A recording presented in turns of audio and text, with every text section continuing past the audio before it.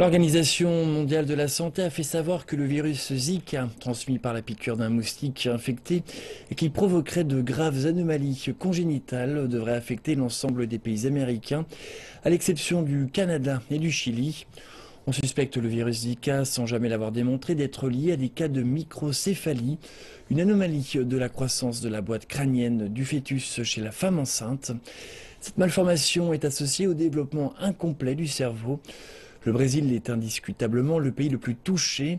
Pas moins d'1 million de personnes ont en effet contracté le virus Zika et un peu moins de 4000 nouveau-nés souffrent de microcéphalie au Brésil. Lors de son 8e mois de grossesse, une échographie a révélé à Fernanda da Silva que son bébé à naître était atteint de microcéphalie. Des tests additionnels ont indiqué que la petite Isabella était probablement victime du virus Zika, une maladie transmise par un moustique à la mère alors qu'elle n'était pas encore enceinte.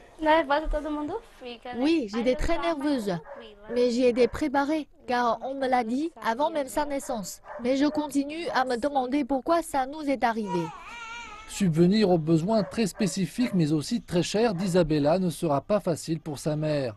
Fernanda vit dans un petit 3 pièces avec ses parents, ses 7 frères, 4 neveux et maintenant sa propre fille. Ils habitent dans une banlieue défavorisée de Recife, la capitale de l'état du Pernambouc, la zone frappée le plus durement par l'épidémie de virus Zika et qui connaît par conséquent le plus grand nombre de cas de malformations infantiles. Les médecins de l'hôpital de l'université Osvaldo Cruz ont été parmi les premiers à relever la hausse de cas de nouveau-nés souffrant de microcéphalie.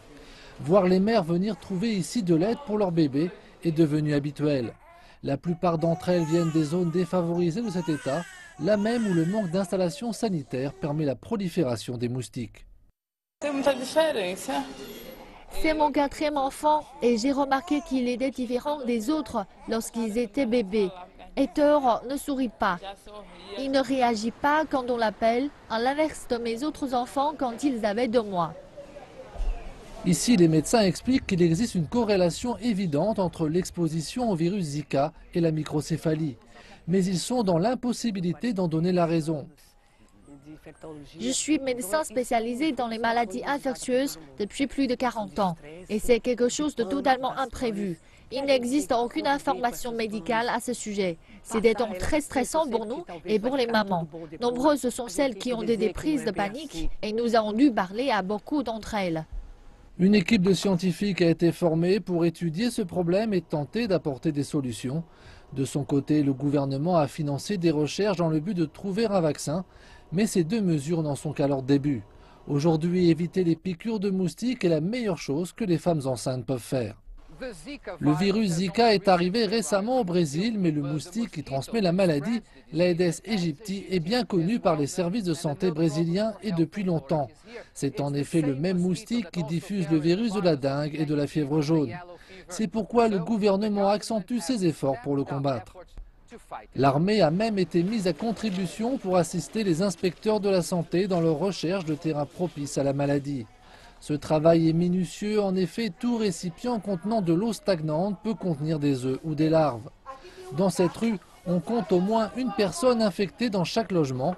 Les agents vont de logement en logement pour contrôler et informer la population sur les dangers de l'Aedes aegypti et ils insistent sur les mesures de prévention. Moi et mes 2 fils de 3 et 4 ans avons eu la maladie. C'était horrible. Nous avons eu une forte fièvre, de nombreuses douleurs dans tout le corps. Avant, je gardais de l'eau sans mesure de protection dans mon logement, mais plus maintenant. 80% des sites de reproduction se trouvent dans les logements et nous travaillons avec les autorités communautaires pour tenter de transmettre les informations concernant ces risques à la population. Mais c'est un travail qui se fait lentement. Combattre un nouveau virus ainsi qu'un insecte présent, lui, depuis longtemps est une tâche difficile pour les autorités de santé, que ce soit ici ou ailleurs dans le monde. Mais le combat est d'une importance indiscutable puisqu'une génération tout entière est en danger.